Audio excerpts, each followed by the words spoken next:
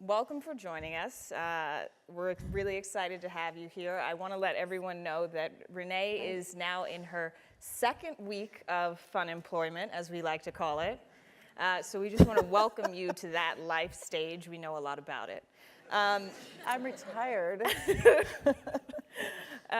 Temporarily. Starting there, I'm just curious, after 30 years at Intel, what was it like the morning you woke up and you knew you were going to leave? Yeah, that's a great question. I don't know that it was one morning, and I apologize, I don't want to have my back to these people. I think it was a journey of a couple of things. I mean, I think everyone in the audience probably knows that I was a candidate to be CEO, and I was not selected for co-CEO, which was the proposal we made, but to become president. So I think that was the first, I actually at the time was thrilled, and I still, love the company so much. I was so excited to serve in that capacity. But what I didn't realize 3 years ago is that I really did want to be the leader of my own company.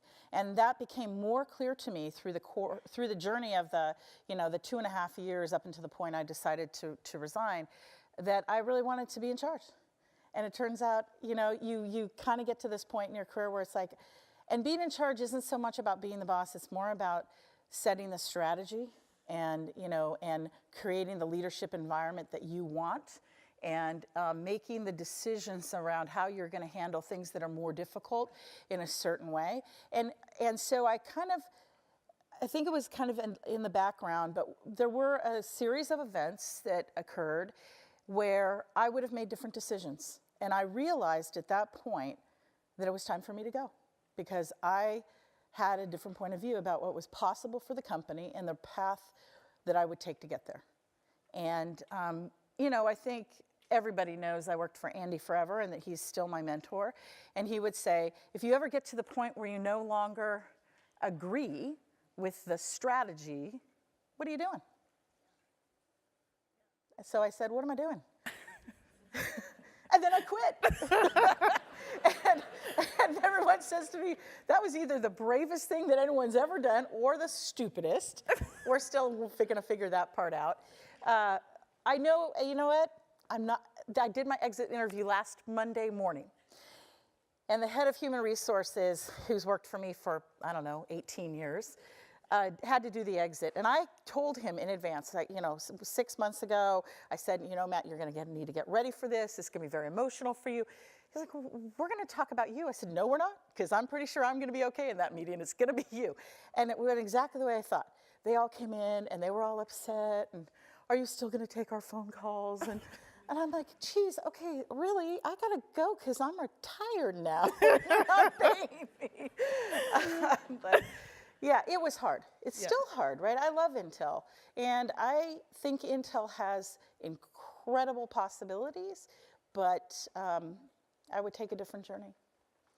So let's talk about that. You mentioned having a difference of opinion on the strategy for Intel.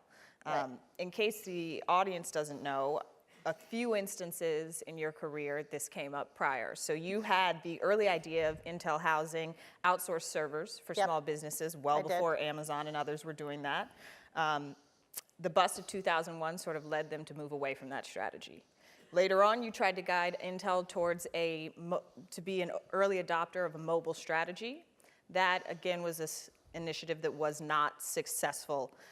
Talk to us about what it's like to have that vision and some of the difficulties of shifting a behemoth like Intel towards achieving it.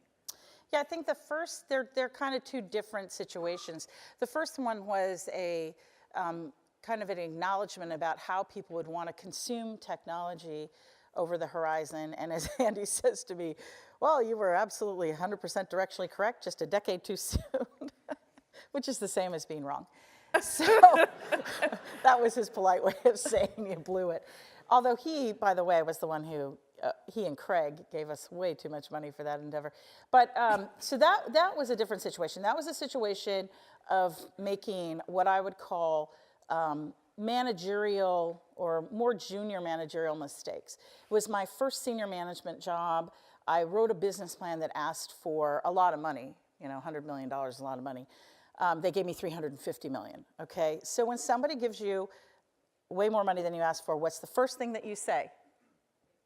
You're in this graduate school of business at Stanford, so let's hear it. No, thank you. No, thank you. I don't need that much money, because if you take it, they want a return. So you don't want to take more money than your business plan until you actually know or hit the milestone at which you need it. So when people want to overfinance you because they think you're a little unicorn, you say, no, thank you, I'll be back. And after I prove to you I've made this milestone, okay, that's like your little tip of the day. So I, of course, said, oh my gosh, $350 million, that's a lot of money. Think of all the things I could build, which I did. And then I got to lay all those people off. So I think, that was a learning experience on two sides. One, I didn't know enough to stick to my plan. And on the other side of it, I wasn't a senior enough manager to convince the then CEO that we should stick it out in a smaller capacity, like downscale, and then stick it out through the downturn. He just lost faith and decided to sell it off. So that's Teradata. But the second one is a completely different situation. This is a situation where I was a senior manager at the time. I mean, I was executive vice president of the company. And the CEO and I disagreed. And he's the boss.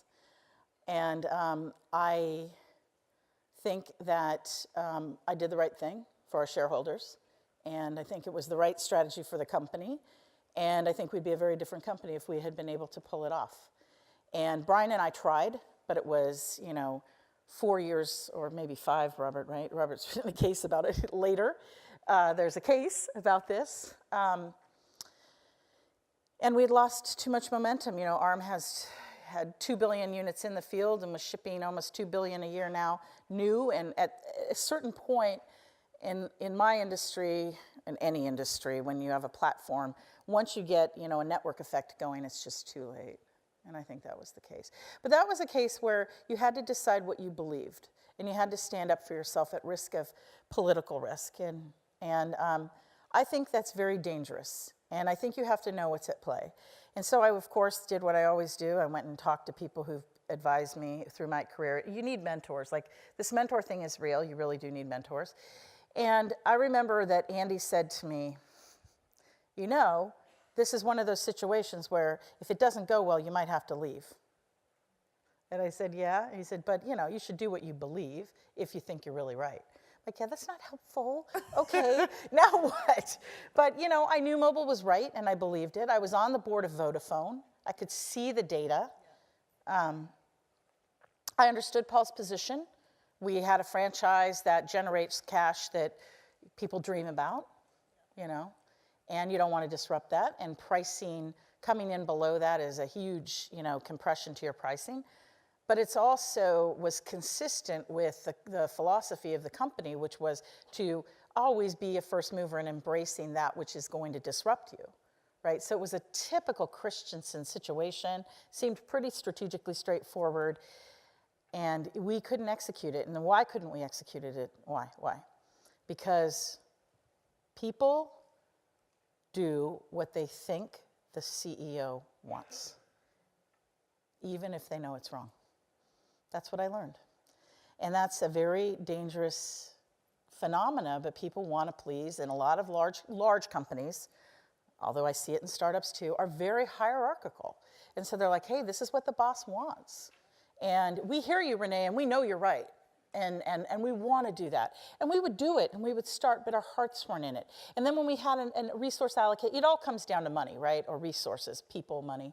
When you have a resource allocation conflict, it always goes the other way, because that's what the boss wants. Yeah. So you mentioned, Andy, and you mentioned mentorship. You started at Intel 28 years ago. I did. As a technical... And I was a lot younger.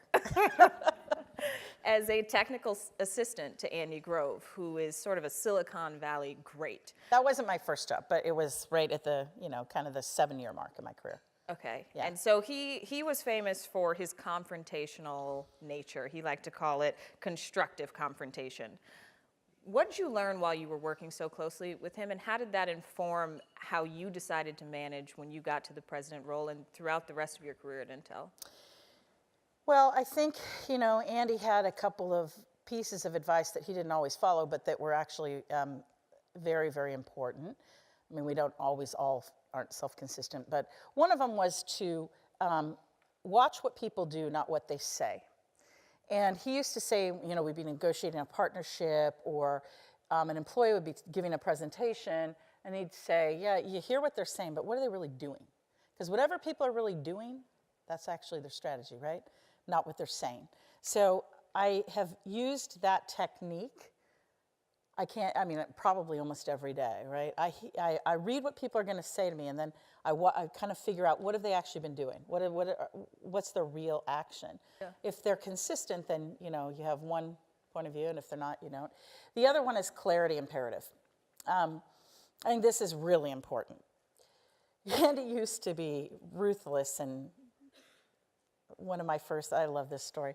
So I'm, all of, 28 years old or something. And I go into this meeting, and the guy comes in, and he's got all these, and he's going to pitch for a new networking business. We were in and out of networking probably 4 times at Intel. And he begins pitching, but he's actually talking about something different. And he's like, that's not the topic of this meeting. And he's like, well, yeah, no. Yeah, I've told this story before in one of your classes. And he goes, yeah, no, that's not what we're here to discuss. You're not being clear. You don't have your act together. And he said, the meeting's over. He got up and walked out. There's a room full of people. I'm like, oh, wow, that's kind of cool. So, but, the clarity imperative is, really knowing what it is that matters, and being able to write it down in 5 slides. Like the 5-slide test actually is hard. Yeah. And I think that's one of the things that he really forced. He forced intellectual rigor and clarity. And that is something that has really been defining of my leadership style, because I will tend to find the thing that somebody's either hiding or not saying and go after it. And that is so Andy. And I'll find it like in a millisecond. It used to take me longer, but now not so much. and I'll go, and as soon as I find it, I know there's something there, and there's something they're not telling me, and there's a reason they're not telling you. And whatever that is, that's what's really going on.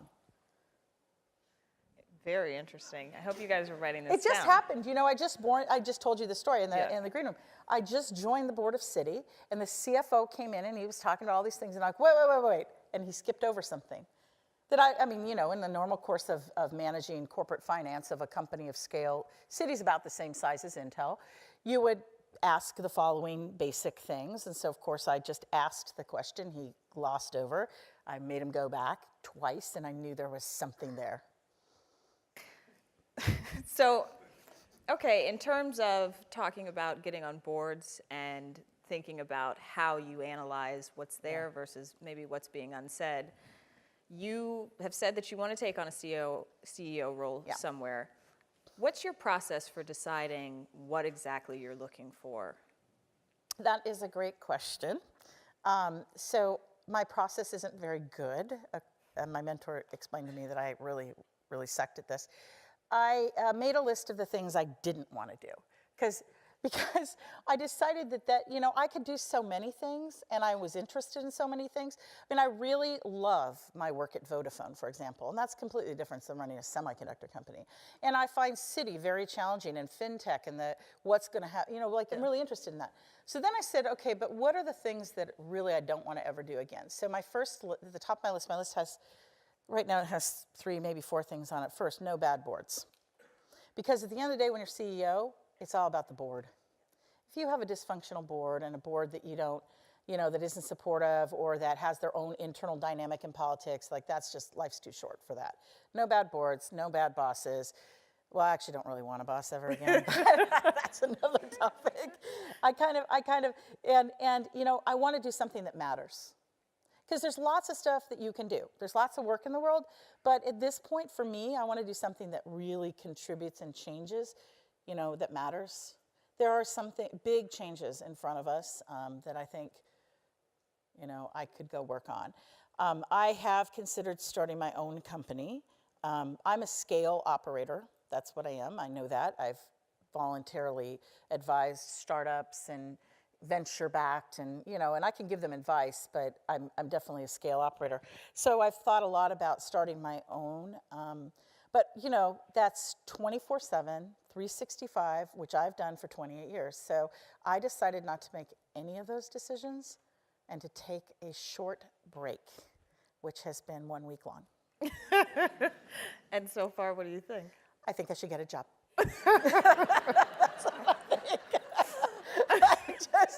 I woke up this morning and I thought, thank God I have to go to Stanford today. At least I have a reason to get dressed. Because, I wake up at 5:30 and I read my mail, which now only takes me about 15 minutes. And then I read all the news, and now it's 6:15. Then I work out, and I have elementary school children. Yeah, that's a whole nother topic. So I can drive them to school, which I find fascinating. And I also learned something important. You can make any job stressful. Okay? So apparently driving the carpool can be very stressful. I learned, not for me, but for others. I'm like, seriously, we're not solving world hunger here, ladies. Let's just move it along. So how is your family factoring into your decision of what's next? Well, one of the reasons that I decided I should take at least more than a week off is my older son is looking at colleges, so we're doing the college tour thing, and I'm getting him ready to go off to college or apply to college next year. So it's factoring in, but my kids are worried. They're like, Mom, seriously, you're really high energy. Like, we don't want you around. So I have way too many boards. I have 4 boards right now. Everyone's like, are you going to be a professional director? I'm like, I want to say, no, I'm not, but I think I am right now, but not forever. I mean, because I do want to stay active. And yeah, I'm just, most of the jobs that are, for CEOs, if you're not I'm an entrepreneur, but I'm a large scale entrepreneur, are mid-cap. And mid-cap might not work for me because like having one product and $600 million of revenue is like not my sweet spot. Yeah. I'm more kind of in the 70 to 100 million. Because, when I started looking at the balance sheet of Citi, right? And those numbers, like when they talk about things, they're talking about, multiple trillions of dollars moving a day and, the $1 billion this way and that way. And that's like kind of the scale of Intel. It's kind of the scale of Vodafone. It's kind of the scale of Oracle. So that's kind of the mentality that I operate in. And I think what happens, even if you shift jobs a lot, is you kind of develop skills in certain areas and you have a certain kind of capability and, Talking about scale on the level that you're talking about scale, and then talking about being an entrepreneur, a lot of times those things are very much at odds. How do you, actually I think I have a quote from you right here that says, we have a tolerance for risk taking. We have a tolerance for taking measured risks and betting. It's not a tolerance for failure. As an entrepreneur, how do you think about that? How do you sort of rectify, and what does that really mean? Well, I think at the scale that we take risks, or I've taken risks, and I have failed, and we do fail. I mean, everybody who takes risks fails. Failure is part of taking risks, right? And you do have to have a tolerance for failure, so that's probably not really accurate. That I said that as I was wrong. You really have to be able to fail. You have to be measured, though, and I think one of the things that I would say is that in a large entity, you can take bigger risks, but you have to ring fence, kind of what's the downside. And so I do tend to, understand like how much are we willing to really lose, how long could we really sustain this? You need to know those things because large entities have very low tolerance for loss, very low tolerance in general. And so I think that's one of the things that works against entrepreneurship. It's very unusual that you end up in Google, right? Or even Oracle. I mean, they're transforming this company to be a cloud company at risk of a licensed business that prints money, right? So, but that will make them a bigger and greater company and sustain them the next couple of decades. So it's really one of these things where you have to understand, what your tolerance is. Mm-hmm. And large companies just don't have that much tolerance. And that's why they start stuff and stop stuff and start stuff and stop. So my biggest criticism of Intel is that we always quit stuff right before we could have made it, Yeah. You look at a company like Mellanox, a company you cannot even afford to buy. Many of you probably don't know this. It was a company that was ex-Intel people who took technology that Intel quit on, right? Yeah. Yeah. How are they doing now? They're doing pretty good. They're doing just fine, thanks. I mean, there's tons of them. I mean, they're littered throughout tech. Yeah. Things that we gave up on, and Yeah. even data center. Yeah. What I hear a lot of in that response is that you really knew Intel. You had a 28-year career there. You had gone through different divisions. You were sort of a subject matter expert on Intel and its tolerance for risk-taking, among many other things. And its personality as a company. Yeah. Right, and its personality and its culture. Do you feel any insecurities about stepping into a new role where you won't have 28 years with the company and you won't be a subject matter expert in that respect? You know, I think I did for a long time. I don't now. But I did, and I think that kept me from ever leaving for a long time. I think that's why people stay at companies so long. You know, they love the work, they know the situation well, and all the things they don't like, they know what they're about, right? I don't have that fear anymore, because I think one of the things that if you step back from the day-to-day, there's a lot of pattern recognition in the behaviors of companies at different sizes. And irrespective of the content, a lot of the same challenges and opportunities exist, you know, about consolidations in the market, about, you know, whatever's going on in the competitive, and you can actually apply. I mean, working in semiconductors has nothing to do with banking. And I've been at the bank for the last couple of weeks being indoctrinated, and I realized, wow, pattern recognition, there are a lot of similarities. When you have 200,000 employees working in a whole bunch of geographies, having a whole bunch of, you know, challenges. Yeah. You have a regulatory regime that overlays a competitive environment. You're like, wow, I get this, right? I understand some of the, and it actually has been really exciting. I'm like, wow, I could do something completely different. Yeah. Although I think banking's actually a tech business now. Well, you heard it here first. No, I mean, everybody knows that, right? I mean, the next billion people aren't going to go open bank accounts. Yeah. It's a tech business. Yeah. And so is that makes it more appealing to you? Oh, yeah. I love it. I think it's fascinating. I think the entire way that economies work and the movement of money and the concept of cryptocurrencies and I think fintech and what's going to happen in digital economies is going to be one of the most interesting things that are going to happen in the next 10 years.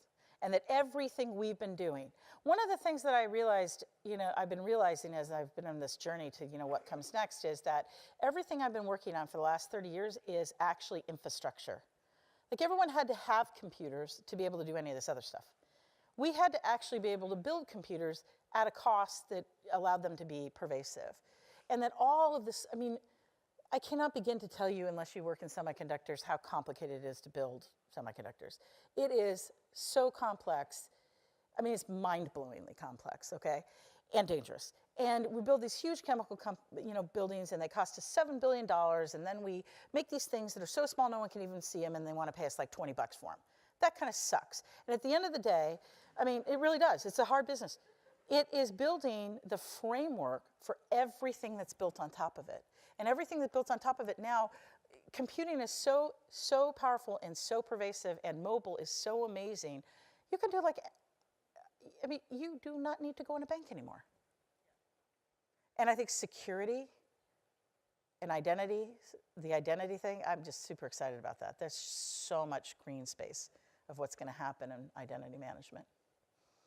You mentioned wanting to do something that matters. Yeah.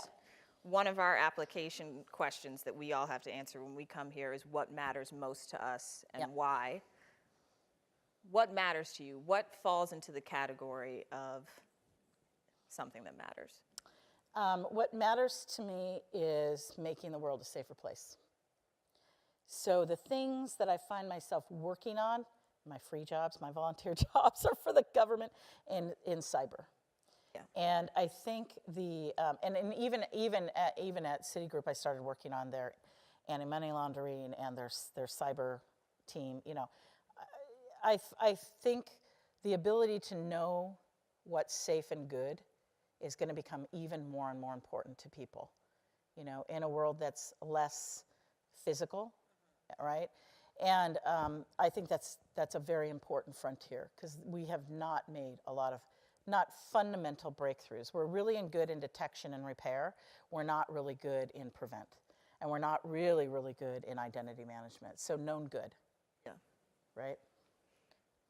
How do you think about that in terms of, you said those have been volunteer roles, and They have been. You were appointed by President Obama to help out with some of the critical infrastructure Right. work. How do you make the decision between what is going to be sort of a side service project and what's going to be one of the main tenets of your career? Well, I think, I used to think, people would always say this, they say this all the time, oh, you should follow your passion and money will follow. And I always thought, that's just crap. That doesn't really happen.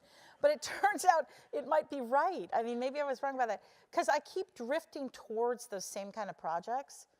And even as I got onto the board of city, that's the first thing that I started to get involved in. So I think that that's my passion. So I think it's going to become the primary, right? Because I really think it's important work. And it's not getting done. And there's a lot of small companies doing bits and pieces of it. And the problem in security, and the problem I attempted to go after inside of Intel, maybe that was a mistake and should have done it outside of Intel, is to actually consolidate into a platform. There's no security platform. You know how you guys are mostly, well, not everybody's too young to know this, but in the early days of computing, right, there's all these like little weird things and different applications, and then Microsoft, thank the Lord, put it all together into a platform for us. And as much as we like to bitch and complain about them, they changed the world. Yeah. The same way that Google did for, application development in the cloud, right? Now Amazon's doing for services. So those platforms are quite important, because what they do is they move the entire industry forward to a place where a whole bunch of innovation comes on top of it. So that's what's happening at Amazon. Amazon is the new great infrastructure, kind of like Intel was in the 80s and 90s, right? Building the base infrastructure. So I think in security, that hasn't happened. Yeah. There's no galvanizing way to think about how to put all this stuff together. There's different point solutions. So that's a piece of work that needs to be done. So while you were at Intel, you were the head of Intel's diversity initiative. The company pledged $300 million to recruiting and retaining more minorities and women within the company. Was that something you drifted to, or was that something you sought out? That is a great question. The answer is I did not drift to it. It reported to me, and I embraced it wholeheartedly at a point in my career where I thought that by me lending myself to it, it would make it more viable. Up until the point that I was the president of the company, I would say they had to beg me to do women's initiatives. I hate them. I do. I think a bunch of women talking to themselves about how things are does nothing. So I think one of the things that was, my big achievement was to get a whole bunch of men involved. The he for she thing that's going on. Intel has a kind of a version of that, which is internal, the men involved in having, group dialogue about diversity. And diversity is beyond women. It's, everyone, and we weren't doing a good job with that. So I think we were able to do a broader job in diversity. I was able to lend my position authority to make it, really get legs inside the company and to some extent outside the company. And so I was excited and passionate about that. I have a very strong sense of justice, which is probably why I'm so attracted to, the defense of, cybercrime, right? And I don't like that there, prior to this year, we would publish data that would say that, women didn't make as much as men. Now, that's been fixed, so that's a fabulous accomplishment. We just released the data last week. But there's so much work to be done. I'm happy that we're having a dialogue. I'm happy to see there's a dialogue about it at Citi, there's a dialogue about it at Vodafone, there's a dialogue about it everywhere. Yeah. That's great. But, it's a lot of work. It's not done in 1 year. So I'll give you another quote from this time your mentor, Andy Grove. Oh, goodness. He said, "That kind of puts hair on your chest. To do that and survive. As a woman in software in a company that's a manufacturing company, to do that, you have to have strength."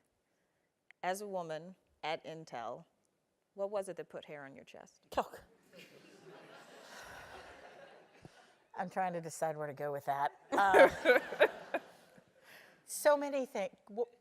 Showing up for work every day. You know, when I started Intel, which was a complete fluke, I was working at a startup that Intel acquired. And my family, I grew up in Silicon Valley. My dad worked at HP. All my friends' parents worked at Intel. I was like, yeah, I am so not working at that old man company. It is not happening. But the Intel bought us. And then, you know, I was like 22 years old and I had no money and I wanted to get my master's. So I'm like, I'm going to have to work there for a while. And I went into it with no idea. Like I didn't like apply to Intel and want to work for Intel and like build semiconductors. And I had no idea like what the semiconductor industry was really like. So I was blissfully naive for about 10 years. And then one day I got this review. And you know how employees aren't supposed to talk about their pay with other employees? Like that's against the rules at all companies, except they all do it, right? So then I found out that I made way less than all the guys. And I'm like, wait a minute. Whoa, wait a minute. So I went and asked my boss, who's a legendary guy who works in this valley, and I said, why am I being paid less? Because I have the same amount of experience and I have a master's degree and they don't, and I manage more people, and my project's really successful. And he's like, you probably make as much money as you deserve to make. And I thought, holy shit. So what did I do? What do you do when that happens? You call your mother. So I called my mother and I said, what do you think he's saying? She says, I think he's saying because you're a girl, you don't get to make as much. And I said, that sounds wrong. My mother's like, it is. Do something. So, you know, my mother was the first Santa Clara County sheriff, a woman. So I called her, and, you know, my gun-toting sheriff mother, and she says, this is an outcry. You should call the AFL-CIO. And I'm like, oh, God, we're not unionized, Mom. So I go to HR, and I say, this is typical Renee. I said, I think there's something wrong with the data. And they're like, no, we can't show you that data. I'm like, but you have to. You have to prove to me that I make the same amount as the men. And so this was the beginning of a journey where I fought the system. I fought the whole time. And I didn't realize I fought the whole time till the day I quit. And I was sitting there and I was thinking to myself, God, I'm tired. 28 years. Because I fought the system the whole time, a system that was resurrected in an old model that Brian and I think Brian's doing an outstanding job here, has revolutionized, you know, the culture of Intel. He's working so hard on that. And I give him a lot of credit for that because that was really hard. But my God, you know, 28 years ago, can you imagine? Yeah. And I was the only one. So then I got into this habit. This came out of this dumb review. Every meeting for like a decade, I'd write in the corner, how the men to woman ratio. So it'd be like 28 to 1, you know, 25 to 1. So this went on for a really long time. And so I think what really made me the person I am today is I fought for equality from the day I got there. And every single year, HR would be like, oh God, here she comes again. And I'd make them show me the data. And if anyone eked ahead of me and they didn't get as good a review as me, that was it. That was it. I laid down the law. And I'm like, and I never got a promotion I didn't ask for. Like mother, like daughter. Exactly.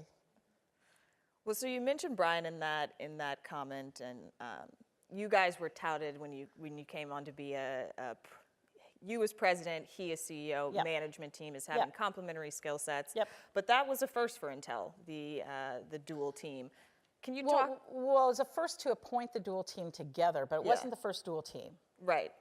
Okay. Because well, yeah, that's right. Yeah. Because well, I want to correct that because Gordon and Andy were a team for 17, 18 years. Andy was president and COO, and Gordon was the CEO and chairman.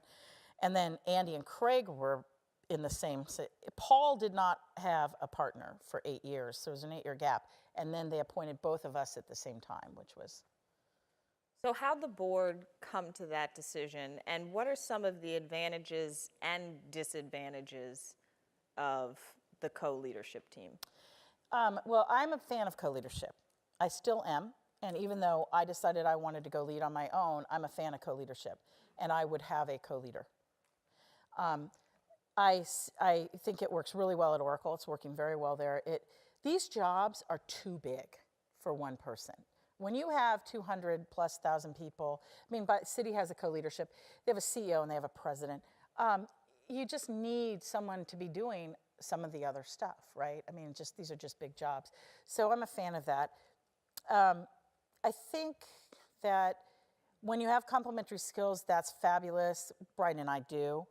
I think the complexity between Brian and I was that I have always been a strategist and a market-facing, externally, doing partnerships, building businesses, running P&Ls, and Brian had been very internally facing as COO. And we really were in role reversal. And I think that was one of the more complex dynamics for us because Brian needed to learn, how to develop and lead a corporate strategy. And that's an uncomfortable thing for the CEO to have the president be more adept at that which is the primary job of the CEO. And I do think, to be fair to Brian, he was extraordinarily, gracious and letting me set a lot of the strategy and do things. But at a certain point in his tenure, he needs to run the company. He's the CEO, and that's the decision the board made.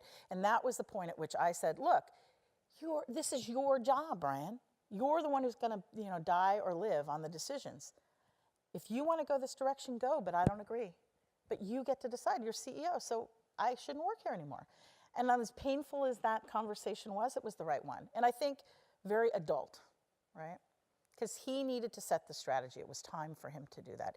And I think that was the complexity of our particular situation, is that I was more skilled to be a CEO than a second.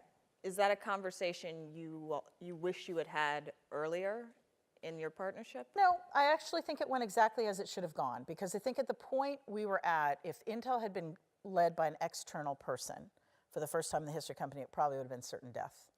The company was at a huge inflection.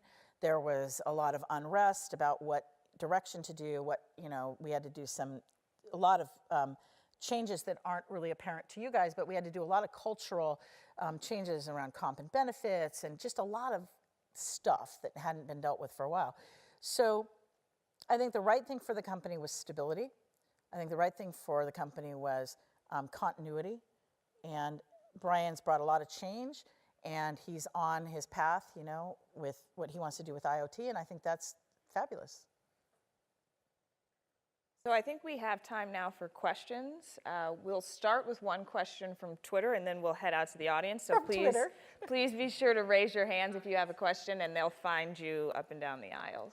So thank you both. Wonderful insights and great banter, which I always a fan of. So the first question that comes through is asking, you've been in Silicon Valley your whole life. If you could change one thing about it, be its culture, attitude, interests, whatever, what would it be? Wow. First of all, I should say I love it here, and I love the Valley.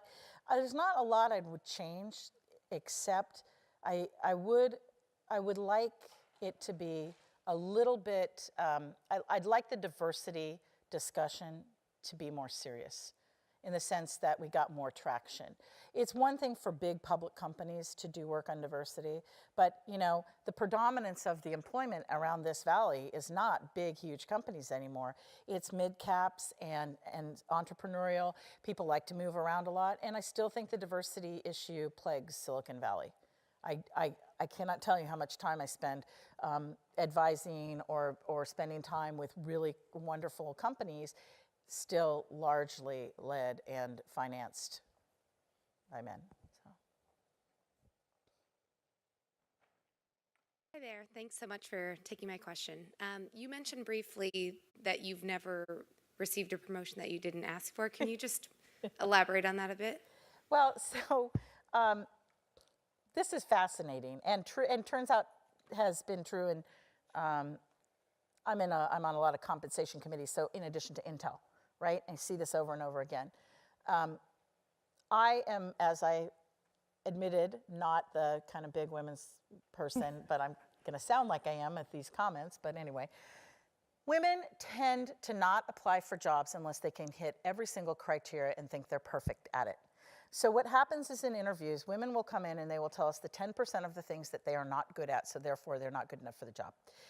Their male counterparts will come in and they'll be 10% qualified for the job, and they'll tell us all the reasons we should hire them anyway. And this happens at every company that I'm involved with, and they're all big multinational companies. And so the same thing happens with promotions.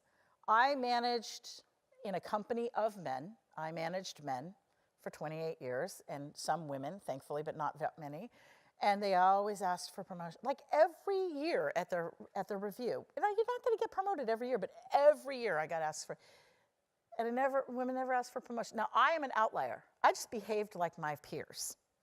All I did was behave like all the guys that I worked with, and it worked out really great. But I don't know what that is. It's a cultural thing. We see it everywhere. It's in all of the diversity data. If you read anything online, it'll tell you about this phenomena. So I think one of the things you just have to get comfortable with is understanding that people ask to be promoted. They do.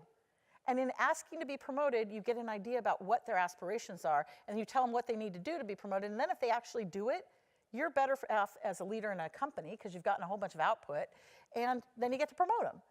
You don't get that same dialogue usually. So I think that's the thing that I always did. I'm sure I was super annoying. I'm really sure I was, but.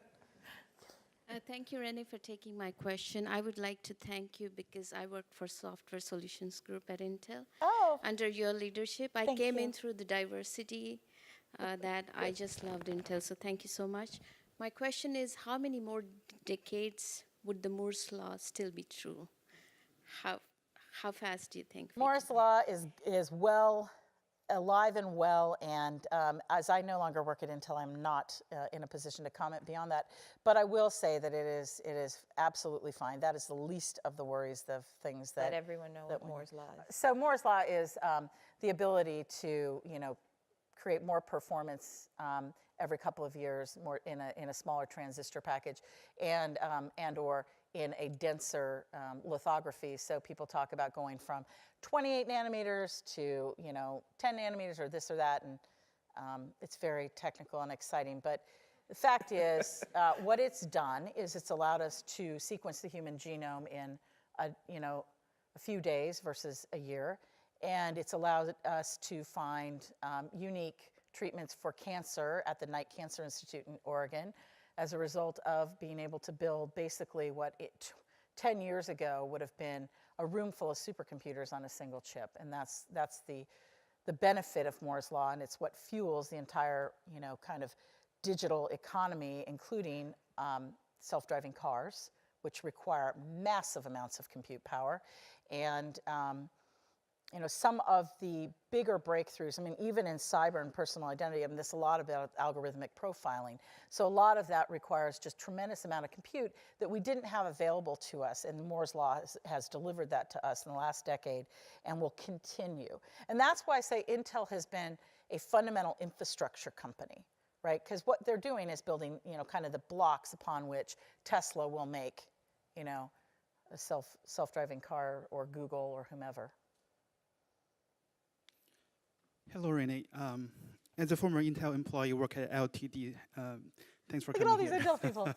Yeah, all these people. My question will be about culture. I see there in Oregon, the logic technology development department for a few years, and I found this hardware culture, about chip manufacturing. We value creativity, but at the same time we value more, or at least equally, discipline and execution. Do you find that culture is somehow, separated from this more of a software culture like Google, Facebook, Uber?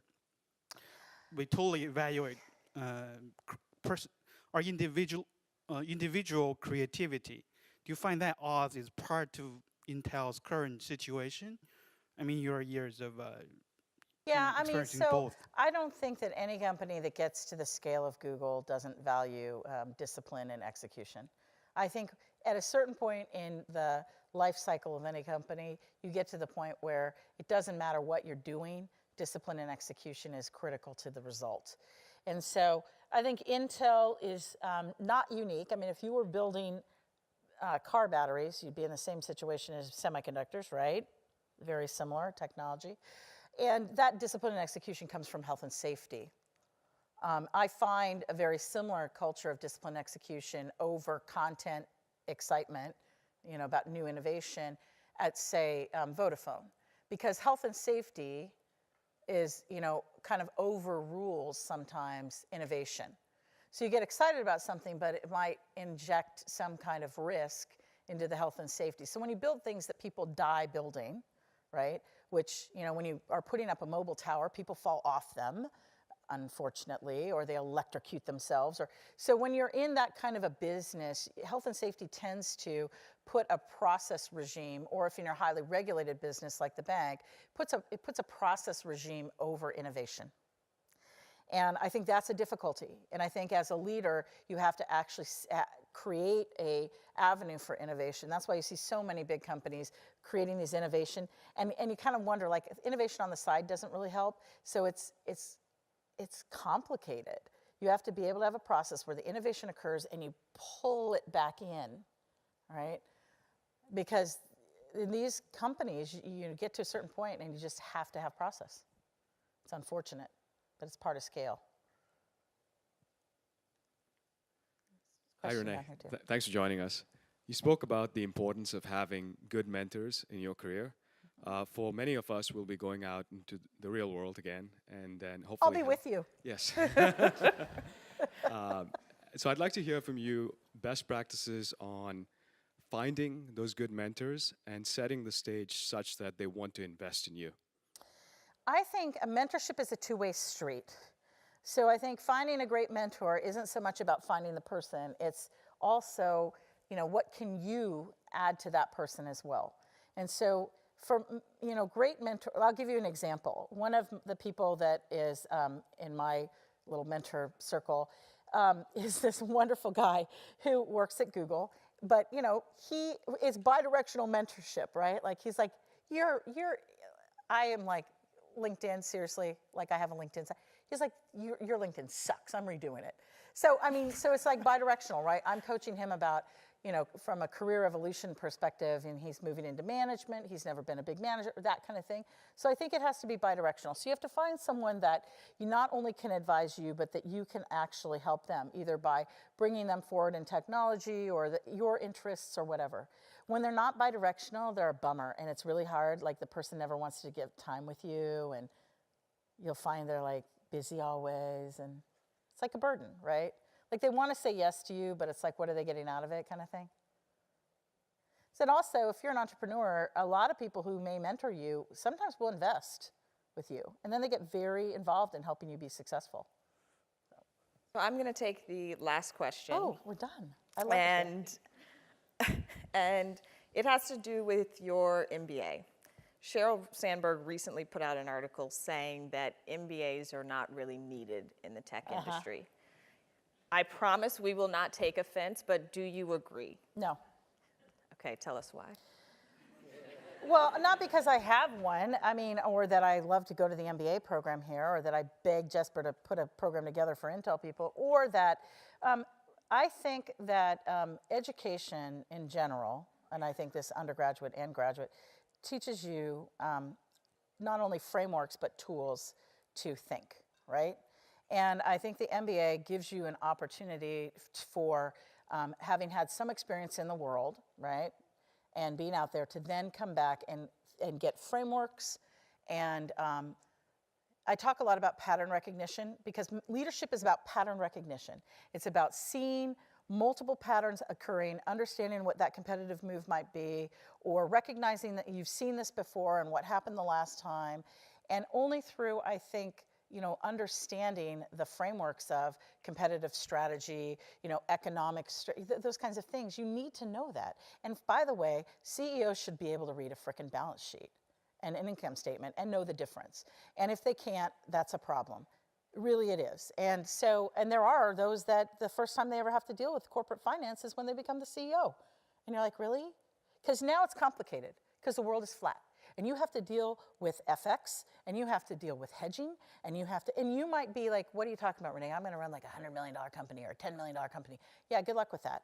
I mean, the economy, you're going to sell to people all over the world. Guess what? You're going to have to deal with tax and trade, because you have to deal with the tax issues when you sell in all these places. And online tax, ooh, that's super complicated. Oh, how about safe harbor? So this is the stuff you learn when you're in an MBA program. You learn about the kind of environment of doing business, and then you have context, and even if you don't know something, you know, I should probably call a lawyer about that, you know, right? Or how to set up an entity in a foreign place. So I don't agree with that. I think we have a whole generation right now of super smart people who are at 10-year mark in their career, 10 to 12-year mark in their career, who want to be leaders, who have absolutely no skill to be leaders. SIP. They should all come in the MBA program because they don't know anything. They all grew up as unicorns and they make tons of money and they're like, oh, well, I've done these like 5,000 projects. And you're like, that's great. But you know nothing about all this other stuff. Because see, the problem is once you get out of running a project or being in engineering or being in sales or being in marketing, you have to actually then just do the boring stuff, which is running the corporation. And that stuff is like a whole different level of stuff. It's not that other stuff. It's the, gee, I wish people wouldn't sue me for antitrust. That really sucks.